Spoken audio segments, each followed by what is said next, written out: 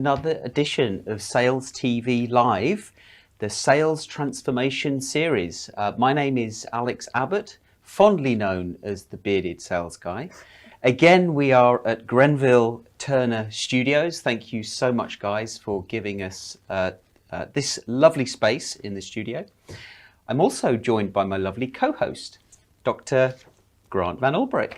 I'm the other bearded guy. So it's nice to be here with you. I am in sales, so it's great to be here with you again. And yes, thanks to Grenville and Cranfield for allowing us to be here. This is a great platform, and we're happy to bring in great guests from all around the world to talk about sales transformation. I think that's why we're here as well today.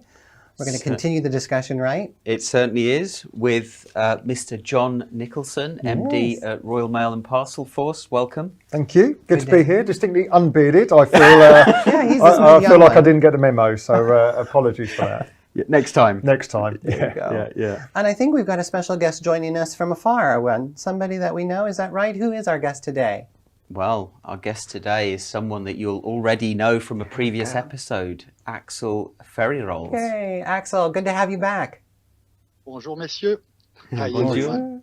Bonjour, Good to be on the show. Oh, good. Great to have you back. Well, today I think we're talking about leadership. In sales transformation, focusing on the differences of leadership and where do you start from and how do you lead sales transformation for yourself. But in order to do that, I think we need to set a tone with our guests about the foundations of leadership, right? Yeah. Now, I know that you both are seasoned leaders with your organizations, but for our audience, how do we define, leadership? When starting at that basis, you've got transactional leadership, which is over here on your left-hand side, and then you have transformational leadership over on the right. Now, transactional leadership is a mode of tell.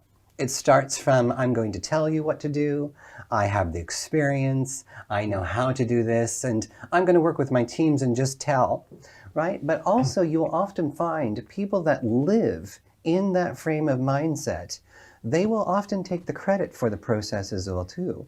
So they work with their teams, and then to the leadership, when it comes to sharing the successes of their team members, it's about them. They're the leaders. They're the ones that did that. Mm-hmm. And that may sound harsh, but I ask you to truly reflect on your own leadership style. Yeah. Because the opposite is harder. It is often much harder, and that's called transformational leadership. And I know both of my leaders here understand that because they're great examples of that, and we'll get into that. But transformational leadership in itself, that is all about your team members. And that's about the people that you lead. It's not about you, but it's about you setting the vision and the direction for where the brand and your company and your organization needs to go. And then saying, right, how do I develop these people? How do I foster these people, empower them? And how do I lead them through coaching and through a relationships building status so that I'm lifting them up? And often you will see transformational leaders have no problem and actually will champion the praise to go on their employees more than themselves. So how different will it be if you have a team full of transactional leaders versus transformational leaders? How different will that transformation be? Sometimes it can be toxic. To points, if you have too many transactional leaders, everybody wants to tell and everybody wants to take the lead in it. Someone's got to be the chief visionary at some point. And so what we like to do is if you have that foundation understanding of leadership, transactional versus transformational, you have to understand that you need to be able to shift in between them. There are some points where you, as the person who's in charge, needs to set the tone and direction and tell, but then how do you get out of that? Yeah. How do you then shift over into transformation? So it's about creating that development. Yeah. And that's what I would really love to talk about with our leaders that are here today. So again, as we've said, John is with Royal Mail and Parcel Force, and he just got a new promotion, taking on some new areas. And maybe you want to tell us a little bit about that. Yeah, thanks, Grant. So, as you say, I've been running the sales teams or parts of the sales teams for a good while at Royal Mail and Parcel Force. That role has expanded now, so responsible for our customer experience teams, our marketing teams, and our digital function, which is our web and our app. With the very view that we bring all of those big customer-facing touch points together under arguably a leadership vision and a leadership view. Yeah. All of those departments working very, very well, but a little bit in isolation. So doing exactly what they needed to do, but slightly out of line with the other parts of the organisation. And that was something that's very interesting and unique as well too. Something I learned that I didn't know. The Royal Mail is not just the post office itself. There are so many different divisions and branches. It's really large, isn't it? Well, Royal Mail isn't the post office at all, which is obviously an important misconception. And we've spoken about this before on this channel, Alex, haven't we? You understand why people think we're the same organisation, of course, but the post office is a retail branch. Royal Mail is a private organisation. And the post office sells Royal Mail services to members of the public, of course. But from a sales point of view, of course, Royal Mail clearly services hundreds of thousands of businesses across the UK and indeed across the globe for the delivery of parcels and letters and so on. Yeah. Well, before we get into your story, and I can't wait, we also have Axel Ferreyrolles, who is with SAP, and Axel leads sales transformation for SAP as well too. So Axel, do you want to tell a little bit about what you do there? Happy to. So as you might know, SAP is in the IT business. So fast changes currently, especially with AI. My role is to help sales transform, leveraging the new technology, taking into account the latest change in the marketplace, and of course, taking into account the needs of our customers. I'm looking at innovation and transformation within the context of sales enablement. So my role is to find the best way for the salespeople to become efficient and effective in that fast-changing environment. Very good. And that's no small feat. No. SAP is not a small organization either. So I applaud both of you on the jobs that you're doing, which is why you're in the roles you are. So shall we talk a little bit more about the leadership side of it? You know, you're both leading sales, you're both leading transformative sales, trying to take organizations to a new level. Where do you start from and how do you do that within the leadership frame? So I thought we were going to go to Axel. No, right for you right now. So where do you start? You can start from a number of points, Grant, can't you? For me, it's starting about actually what are we trying to achieve as an organisation. We, like all organisations, are incredibly customer-led, but we're also a legacy organisation and we're a regulated organisation. You have to provide a base level of service, but we're in a competitive environment as well. What are we trying to achieve? The reality is, in many ways, that question's quite easy to answer. We want to achieve excellent service, but what type of service? What's the differentiators for us as an organisation against some of our competitors who are relatively new to the space, for example? Beyond that, it's about what capabilities exist already within the organisation. So, you mean within your talent? Within the talent, within the teams, within the heads of people. So we're really, really fortunate at Royal Mail. We have very long tenure. So people start, and it is, as was the traditional job for life for an awful lot of people. That's absolutely brilliant because what you've got is an awful lot of experience. What you've then also got, if you want to fundamentally change, is a lot of inertia. And actually, what do we need to do to bring people along that change? Let's assume for a moment that people are up for that change, and we know, Grant, that change isn't particularly easy.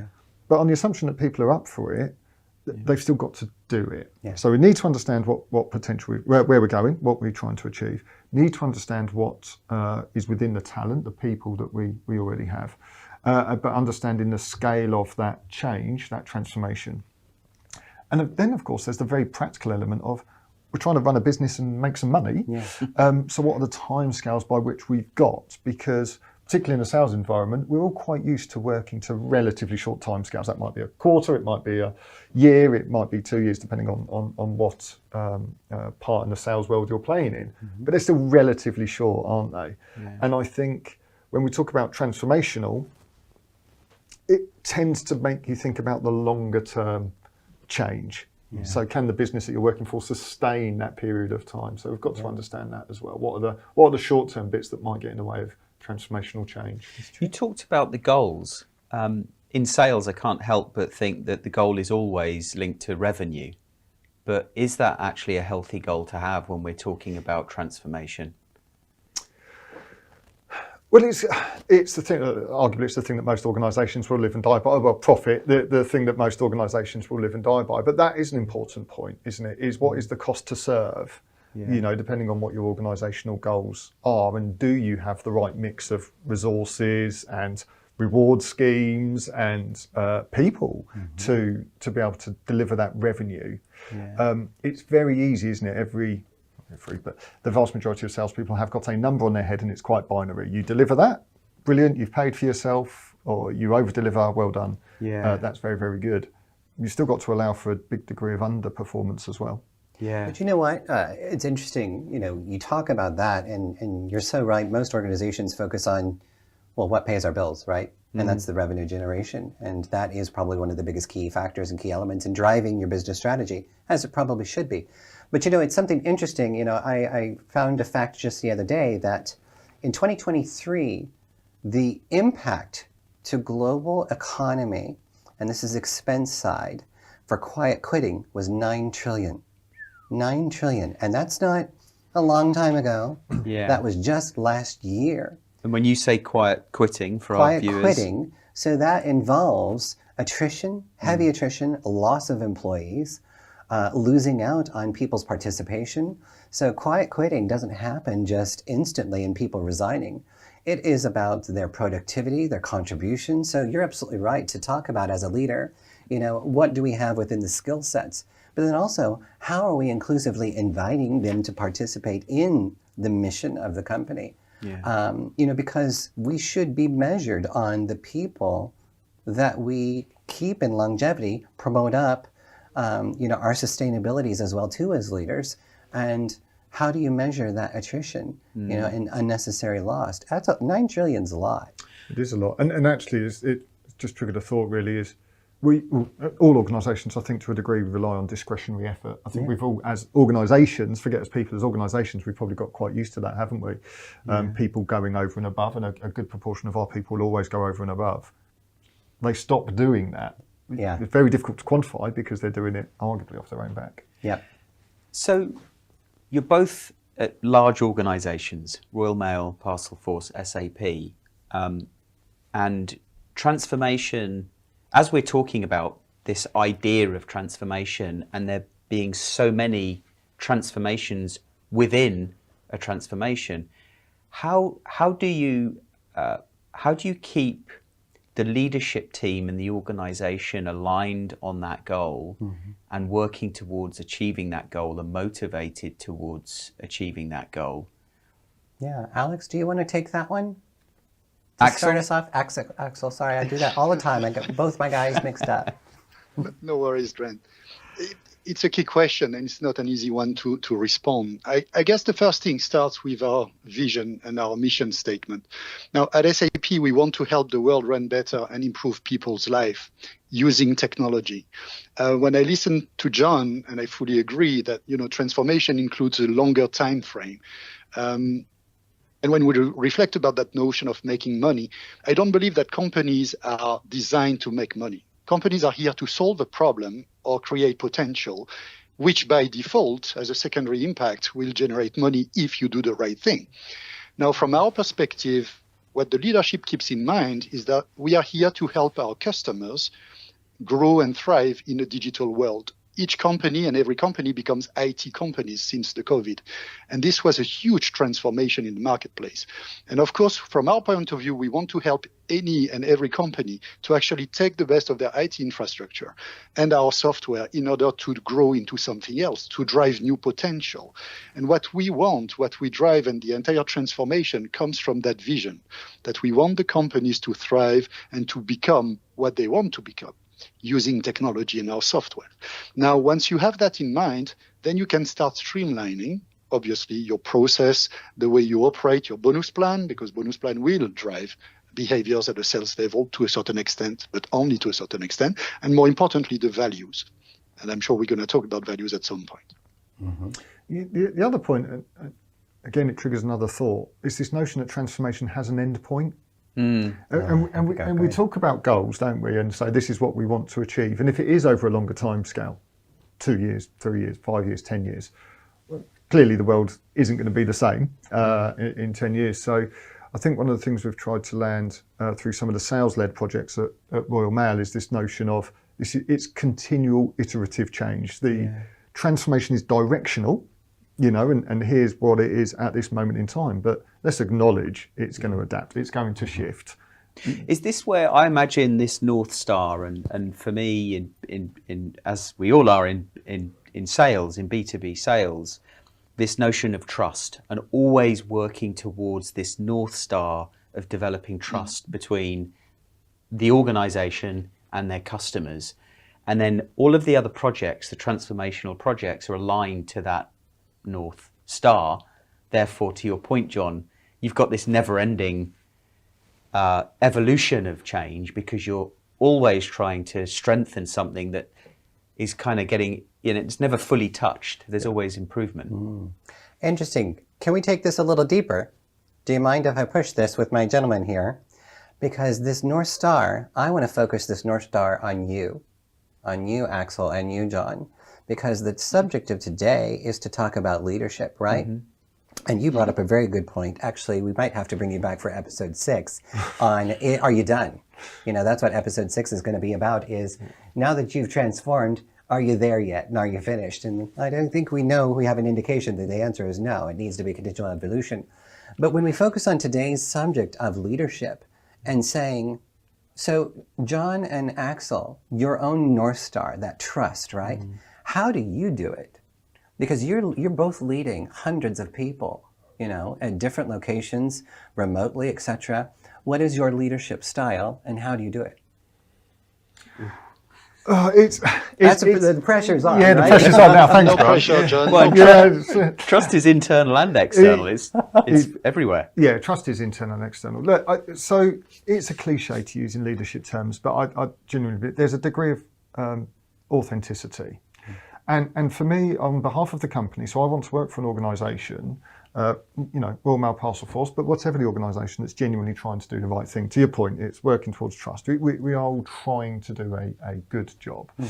And I think there's an intrinsic understanding of what is the right thing to do. Now, as leaders, particularly senior leaders, we've got to make those trade-offs sometimes between a thing you'd absolutely love to land and you can't because budget, time restraint, environmental, whatever it might be. Sometimes there is just things that you have to get comfortable with that you can't do. What I hope to achieve in my leadership style is by explaining that as much as possible, because there's sometimes a big myth around leadership, isn't it? And particularly in large organisations, they are full of rumours and conjecture and mistruths and myths about what's going on. And actually, if you try and demystify some of that, so, well, these are the conversations that we're having, and this is the reasons why, and these are some of the things we just can't do. But by the way, here's all the things we're trying to do, and this is what we're trying to work towards, and what we're trying to achieve. I find that helps. I suppose one of the learnings for me over my career, though, is you have to get comfortable with the fact, particularly in large teams, that there will be a subset of those people that are looking at you going, you're an idiot. You do not know what you're talking about. That never happens, does it? And they will fundamentally disagree with my personal North Star, if you like, because it's from a different perspective.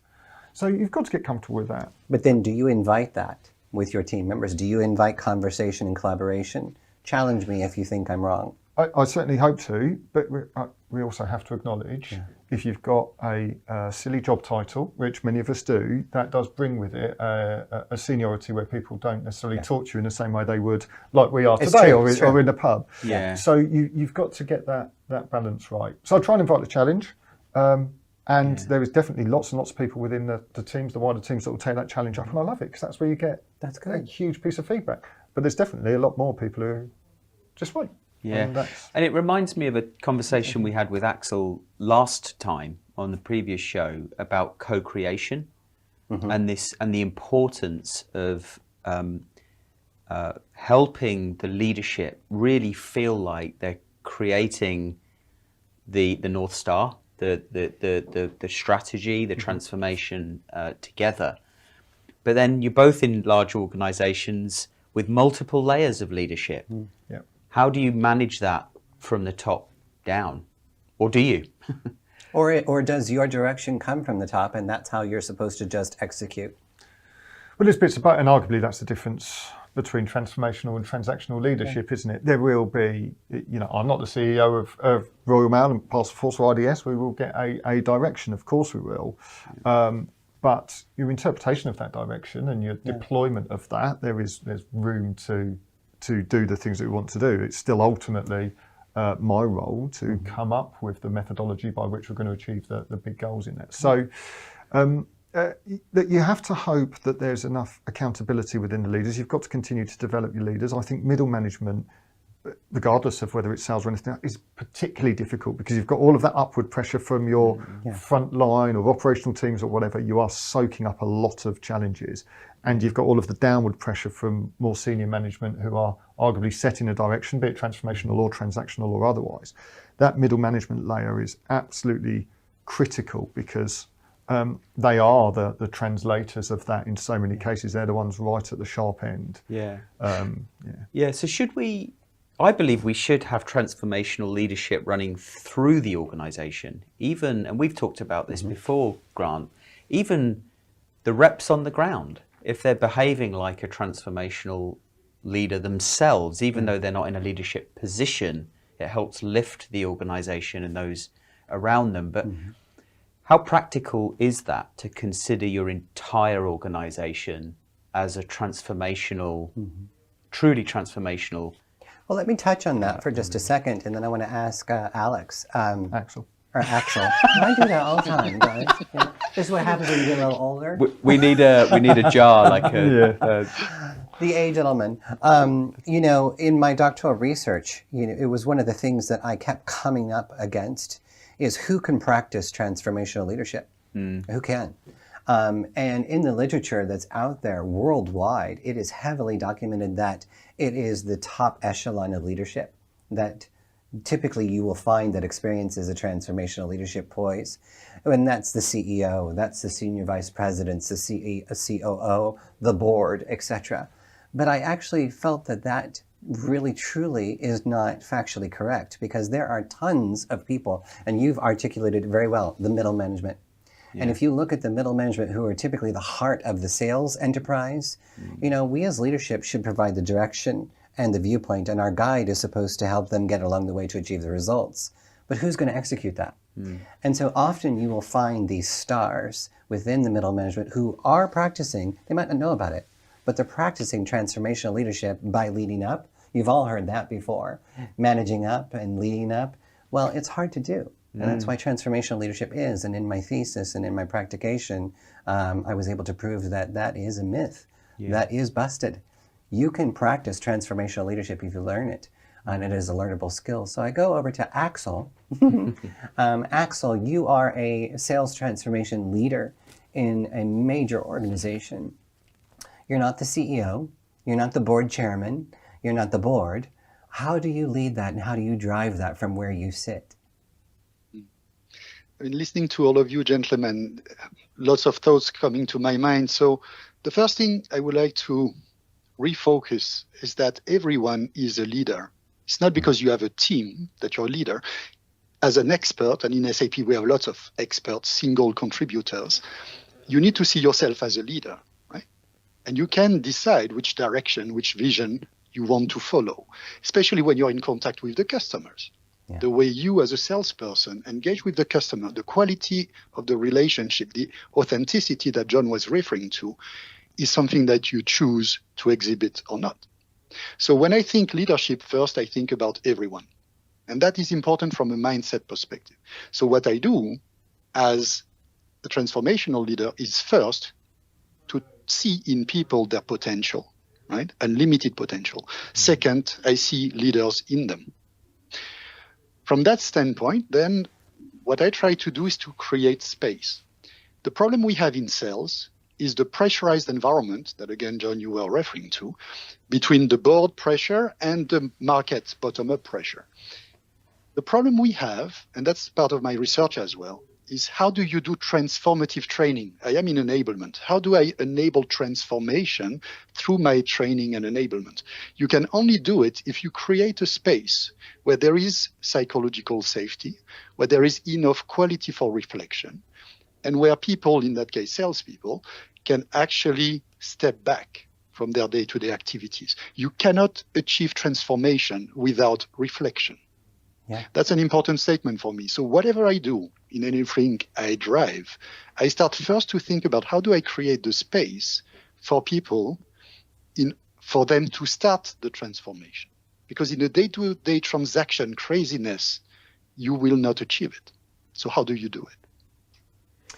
It's a really important point, isn't it? And that reflection. I think there's something about accountability at all levels. Like you say, everyone's a leader without the title, and particularly in sales where you do have individual contributors, they are out there on their own an awful lot of the time. They're not necessarily, but a lot of people don't want to take on that accountability either, and so maybe don't realise actually quite the power that their voice has.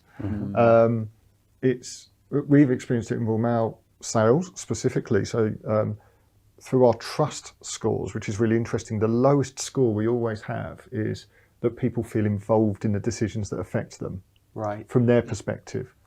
Yet I'm sitting from my perspective saying, you've told us this is what you want through through the surveys or through our engagement or through our projects and so on. So I'm thinking, this is all of your vision, and you're thinking I've had nothing to do with this.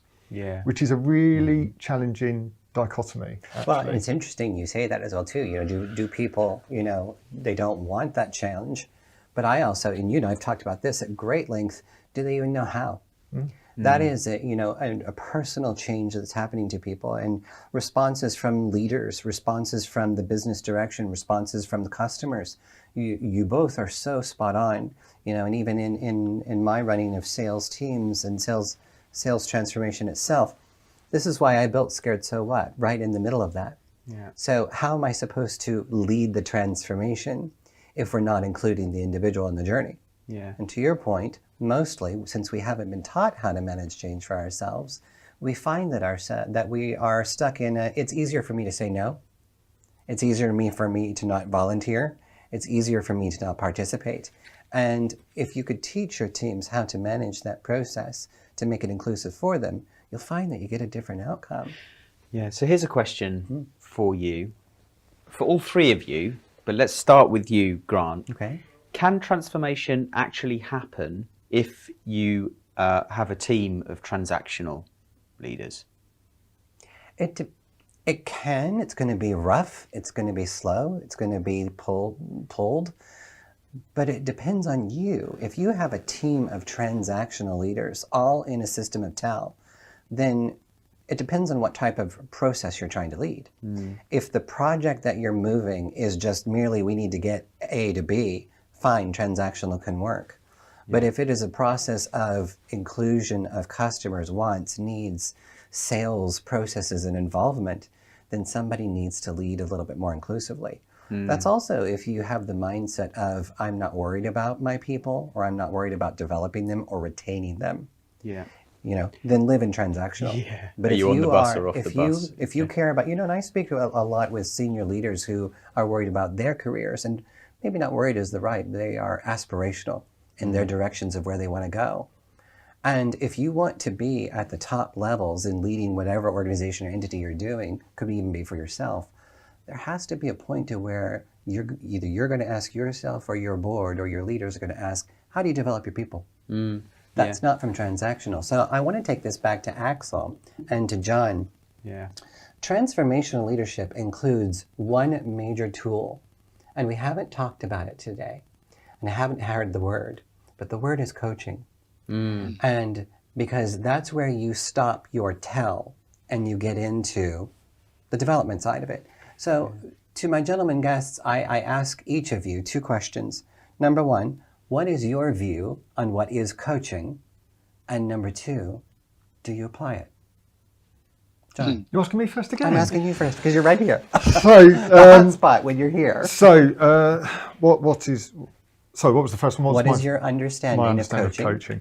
So, for me, coaching, we're going to talk about this in another subject, aren't we? Got another context, but for me, coaching fundamentally changed my career in two ways. So, one was actually working with some great coaches who just forced me to think differently and so on. The second was when I actually did my coaching qualifications, and it enabled me to coach and mentor in a much more structured way, but it made me a better coachee.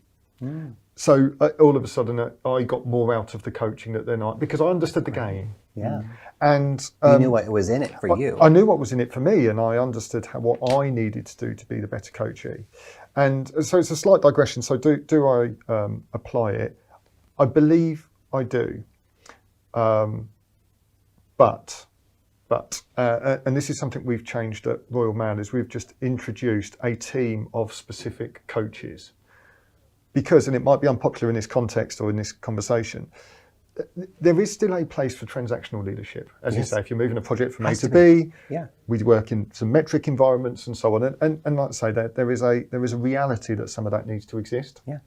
And there is a reality that some people will respond better to a tell than they will a coaching environment. But are you talking about situational leadership, where the leader switches from one mode to the next? Well, and flexing. Well, yes. Leadership flexing for yourself, for your people that you're working with. Absolutely. But I think what I've recognised, what we've recognised in Royal Mail, which is why we've built this, is I believe, and this is new for us, I believe there's a benefit to having a focus on coaching, which will allow the managers to manage. Because we've trained virtually all of our, I'll call them middle managers. In Royal Mail, that means something slightly different, but for this purposes, middle managers, our sales managers, our contact centre managers. The very vast majority of them are at least a level 5 qualified coach. Yeah. But we still ask them to manage, manage the metrics, manage the KPIs. And so some of them will have a natural ability or tendency towards coaching and so on, and all of the variations that make up our leadership styles. What I wanted to create was an environment where, the individuals will know they've got these teams of coaches that they can call upon without fear of being managed. Yeah. What's your forecast? What deals are you going to close? Yeah. How can I help? Exactly that, because the manager will, ultimately still does have this conflict between hitting those deals, getting the best out of the team, financially, metrics-wise, and so on. So do I apply it? Look, will I apply it in all situations, regardless of the fact I'm qualified as a coach? No. I coach and mentor, outside of the line and external, and it's one of the things I get the most value out of, where I actually get to practice being a coach in a true sense of the word, and I absolutely love it. And I wish I could apply it all of the time in all of my interactions in the day job. I'm so sorry, but I'm glad he said that, because it's a key benefit to your overall health, your wellness as a leader.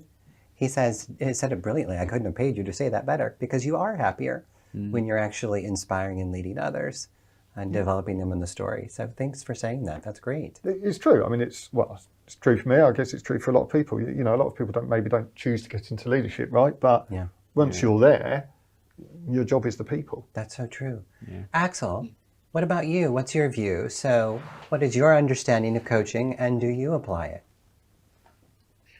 So for me, coaching has to do with helping others achieve their full potential through finding their own ways and their own answers. It's not that we impose answers on them, it's that they find their own answers. Now, does that take a bit more time than mentoring and telling? Probably yes. Can it go fast? Yes. And the more effective you become, the more effective your session become, the more effective, people will. By the way, by doing one session and a second session of coaching, you will see that the process of coaching is getting faster and faster and getting more and more easy to process. Because that's one of the barriers we see when we talk to frontline sales managers. They believe that coaching takes more time than mentoring. But the problem of mentoring is that the person comes back to you all the time for more answers and suggestions. Well, when you ask, listen, next time you come to me, please think first before asking for my answers. Think for yourself, and they're going to ask you questions. When they come prepared that you will coach them, you will see that the process is getting faster, more fluid, and they will get much more out of it. So helping them find the solution is number one. Now, the second thing, which I think is important, we are using the word transactional leadership and transactional leaders and transformational leaders. As a coach myself, I tend to avoid putting stickers and labels on people. I guess we can say we have leaders who applies transactional behaviors, and we have leaders who wants to apply transformational behaviors. Yes. It's a continuum, and it's good, as John said, to be able to be agile, to be flexible, and move from one to the other. And What I try to do is to use coaching as much as I can, but because I'm also an expert in certain areas, sometimes I have the tendency to say, listen, we have good practices, this is where we go. The problem of good practice is that the good practice is based on the past. It's like AI, right? It's something that comes from the past, from a past experience in the past time. The beauty of coaching is that the coaching takes the information from today, based on the person in front of you, in the state the person is at that moment, within the environment of that moment. So it can only create new things. Okay. So coaching creates the new, mentoring is based on the past. So it repeats the old. And I guess that in the VUCA world that we are, so volatile, uncertain, complex, and ambiguous, we need the new. The co-creation, the development, the thriving will come from that coaching because we need to create the new. We cannot stay in the old. It's not good enough.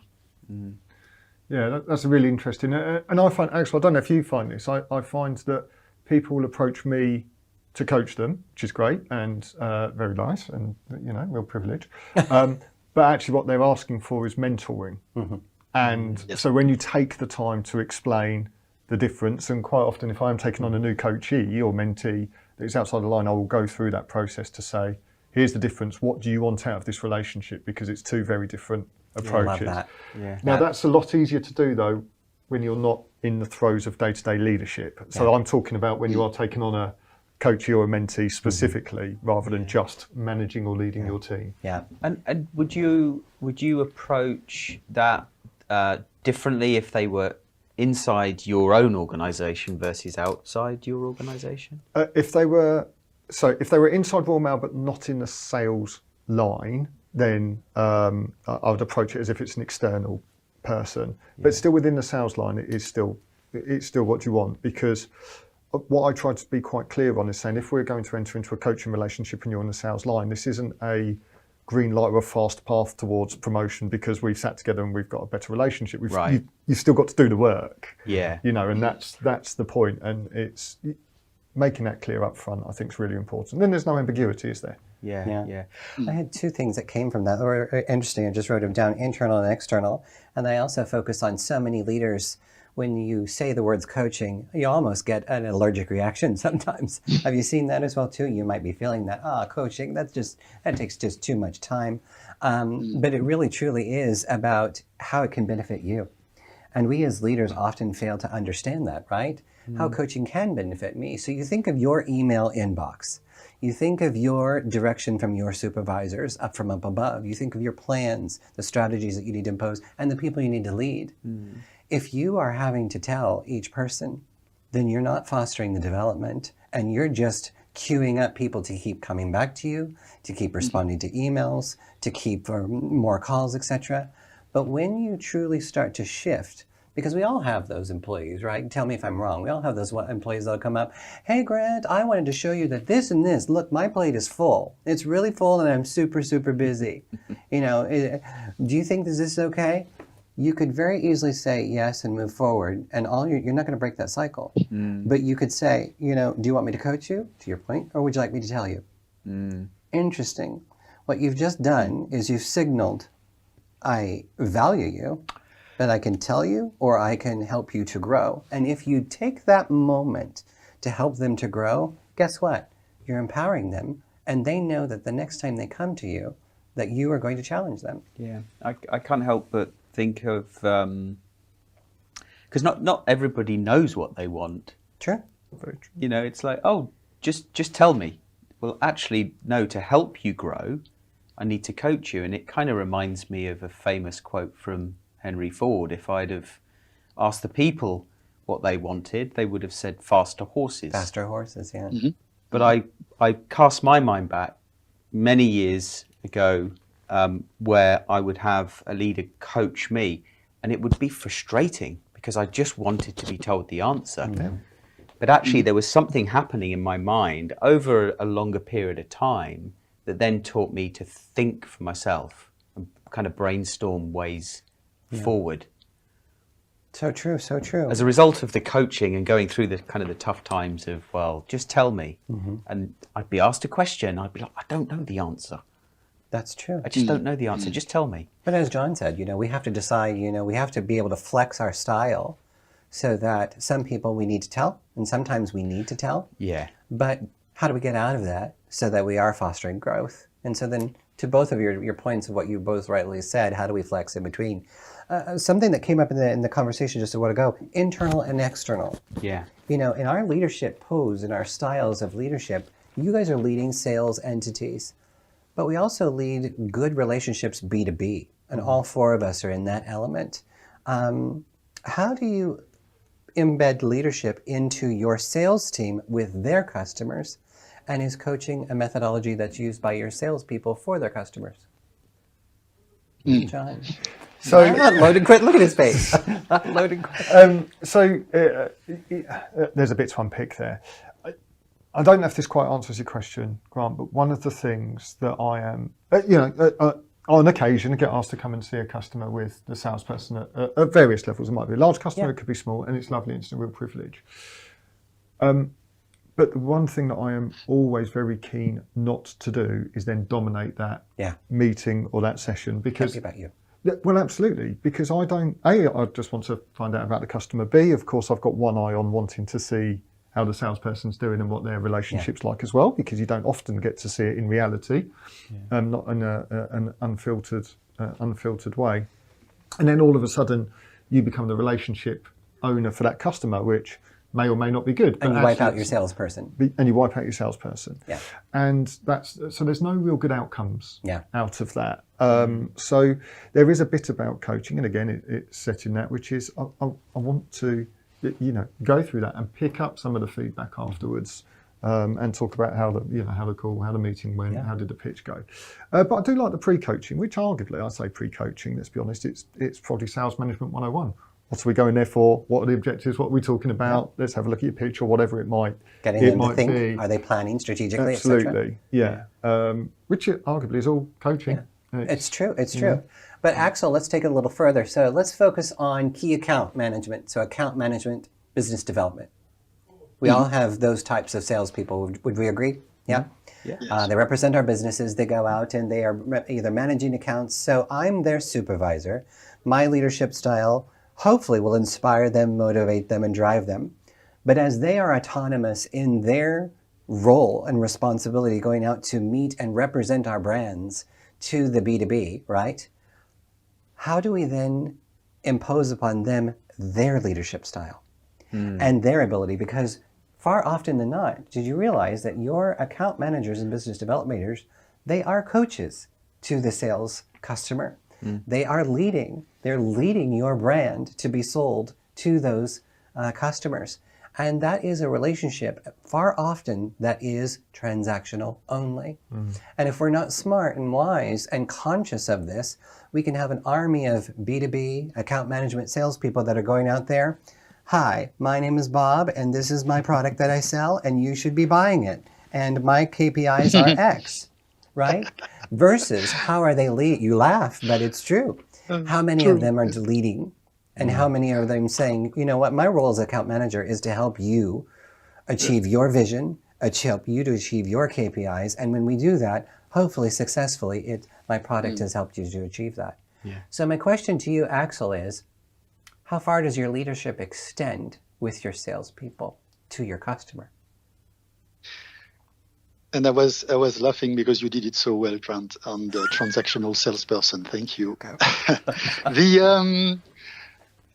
I guess on this one, I need to go back to skills. I'm a professional trainer, and we are focusing on skills and upskilling. And lots of our salespeople need to be upskilled. Now, we don't train them on coaching specifically, but when you look at some of the sales methodology, an old one from the 90s, beginning of the year 2000, called SPIN.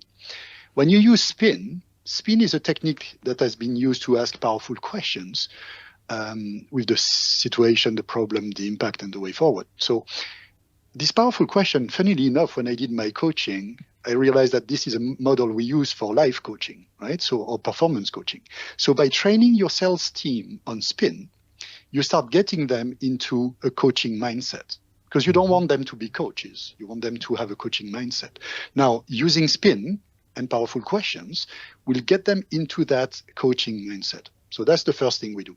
The second one is, of course, strategic thinking, what we train people on, especially at the account management level. So account directors, account executive, managing partners, they all have lots of training on strategic thinking and holistic thinking. When you start going on strategic and holistic thinking, by default, you're going to have to ask questions because you know you don't know. When you start with, I know I don't know, then you're going to start asking questions. By asking questions, you help the customer itself to think beyond the known into the unknown. And that's what we do. So I guess with powerful questions on the one hand, strategic thinking and holistic thinking on the second, you start getting them into more of what I call a coaching mindset. And I think back to what you were saying earlier, Grant, I was thinking this is cultural. This is like this needs to be a cultural shift within an organization to raise the bar. Yeah.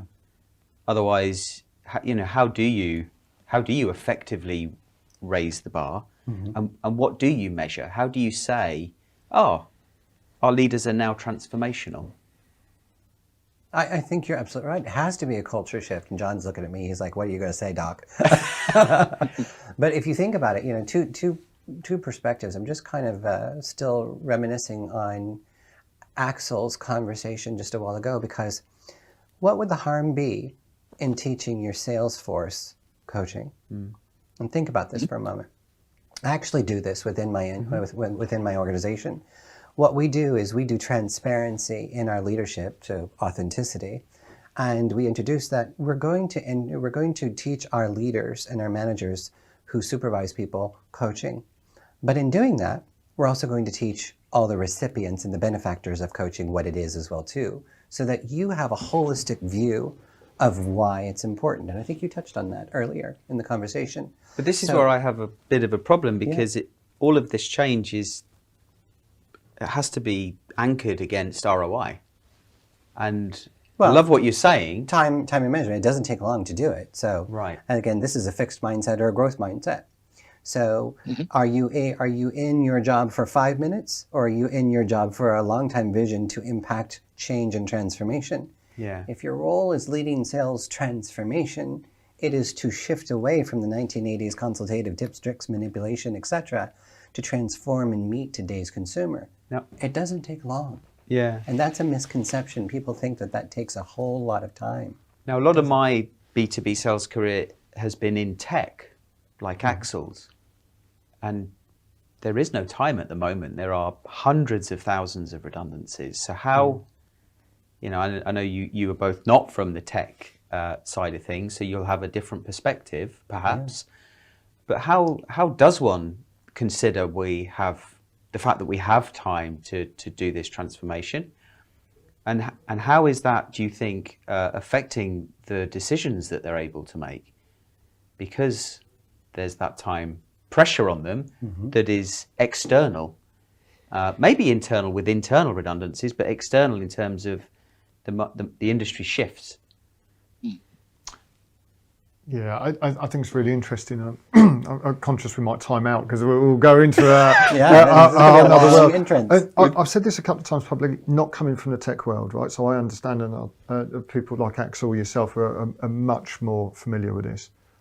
As someone who gets sold to quite often, and as someone who studies sales and sales techniques and what we should be doing for the future, I am seeing virtually everything appears to be built on a SaaS model.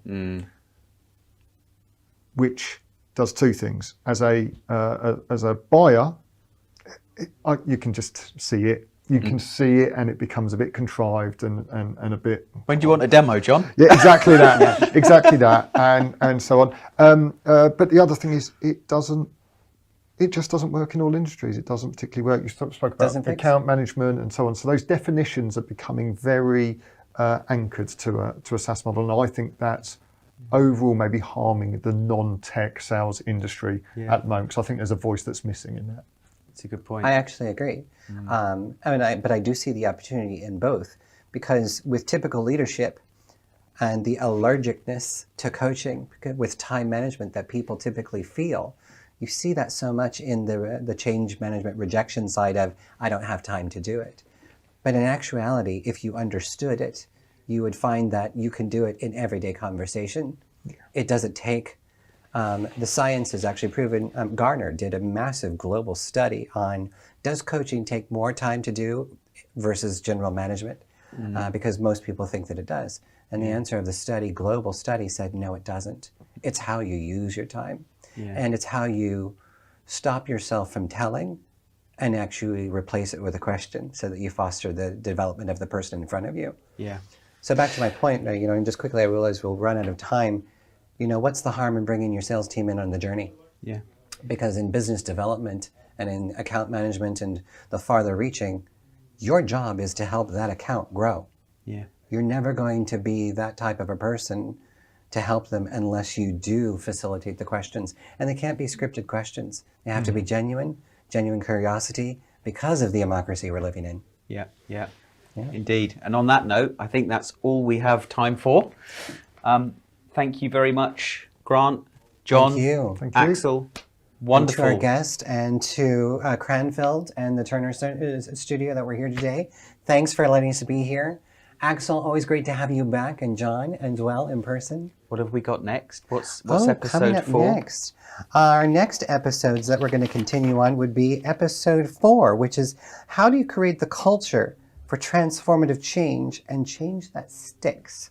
So John is going to be back with us, and we're also going to have another friend from SAP, Rainer Stern, is going to join us. So he'll join us from Germany, which we're very excited to have him. Quick plug for the book. Ah, yes, I forgot. We do have a new book that's coming out. And by the time this is out, April 26th, Transformational Sales Leadership, Sales Leader Perspectives. So 12 global sales leaders from around the world. We've each written a chapter, myself included, and Rainer, who will be with us. He wrote a chapter as well. So this is all from the Consalia Sales Business School. Great leadership, and it's publishing. You can get it on Amazon, and it's through Routledge. So hopefully you'll get that. Brilliant. See you next time on Sales TV, Sales Transformation. Bye all. Bye, everyone. Bye.